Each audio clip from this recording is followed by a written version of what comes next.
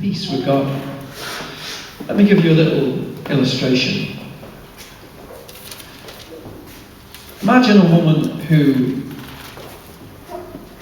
she has some kind of understanding of the existence of God, and yes, she thinks Jesus was a good person and so on, but it's never really affected her life. It's never really changed her life in any way.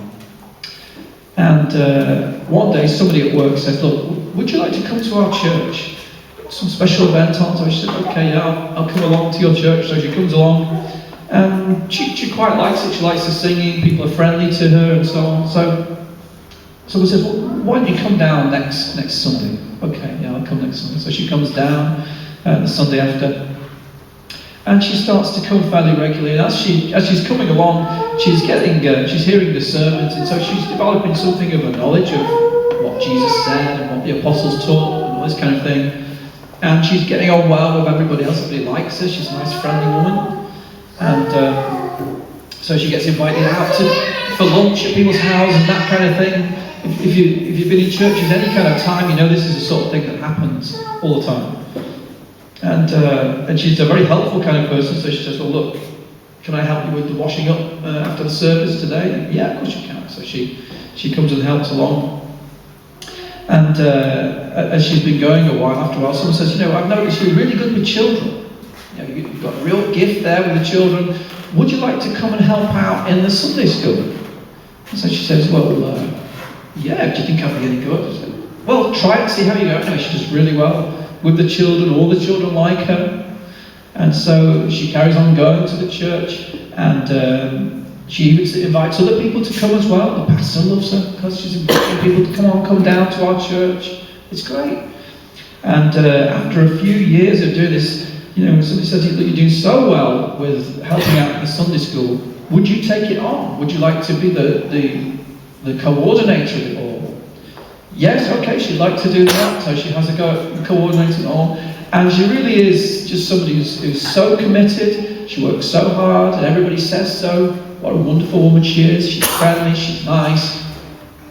And so it goes on throughout the years, and she's there for, let's say she's there for like 20 years. She retires from work, and she still keeps going to the church, and she'll be doing even more now, because she's got all this time on her hands. And so she comes and she starts her own coffee morning and stuff like that. And everybody knows her in the place. Everybody knows her in the church. So what a nice woman she is. Everybody in the community outside says, now that is what I call a real Christian. She's helpful, she's kind, she loves everybody, she's willing to help, and then one day she dies. And everybody says, well, that's really sad. It's sad that she's gone. We're going to really miss her, but at least we can take hope in this one thing. At least now we know that she's with the Lord and that she's got peace with God. Okay, stop for a moment. Sorry, she's got peace with God. How did she get that? How did she get peace with God? What, by going to a church? Is that how you do it? You just go to a church and that's it? God says, oh right, well, it doesn't matter then about all your other sins. I'll just wash those away and forget about them, and you don't have to do anything. That's it. Don't worry yourself. Don't trouble yourself about all the times you broke my commandments. That doesn't matter. You join a church, you're all right. So how does she get peace with God? Did she get it by being a nice person? Just by being a nice middle-class lady who everybody likes? Is that how you get saved? Is there a door to heaven that says, nice middle-class ladies, this way please? And you don't have to go through the main gate. You can just somehow go. I'm being a little bit silly about it because that's how silly it is, right? And by the way, there's no other door either that says nice working-class ladies either, or men. This is ridiculous.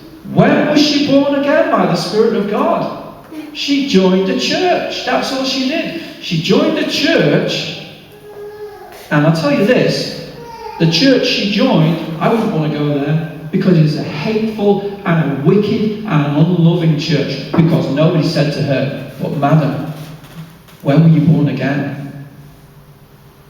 Nobody came to her and said, but madam, you are a sinner before God and you need to get right with Him. They just let it go, and in the end people just stopped asking the questions. And that is a danger.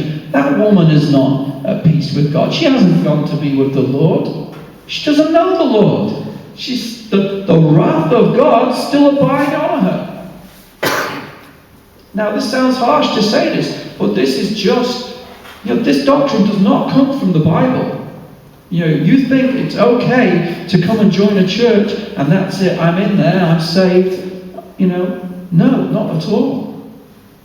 That is not a substitute for salvation. I'll tell you something else that is not a substitute. Going around and telling other people that what they're doing is wrong and saying, this is sin and that is sin and I'm speaking out against it, that won't take away your sins. It doesn't matter how vehement you are about it. It doesn't matter how much you stand and say, I'm standing up for the Bible and what it says.